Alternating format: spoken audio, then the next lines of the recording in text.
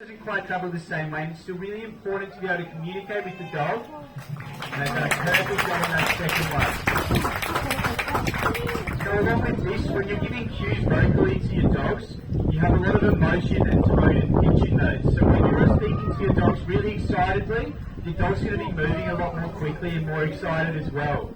So when you're trying to yard all your sheep up, you don't really want this. You want it to be nice, cool, calm and collected. So this is where your hand signals and your whistles, they're really, really handy for this kind of work. So a lot of training and hard work goes into the dogs to get them to the stage that Matt is at now. And that can start when these guys are as young as 6 weeks. So this is where you start to see that herding instinct coming into play.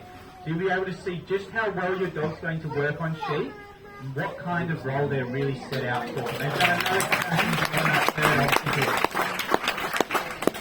So once they're a little bit older, at around that 2 to 3 month mark, that's when you can start to add your basic cues on, like your sit, your stay, and your most important one, which is your recall.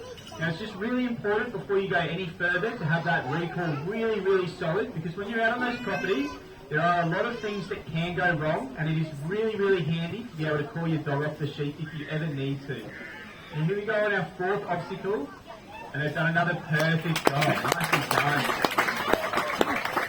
So once those dogs are a bit older again, at around that 6 month mark, that's when you can reintroduce them to some sheep in what we call a round yard. It is exactly what it sounds like. It's a big circle yard, and this is where you start to do those directional cues. So it is very cool to see when you're doing the training for it.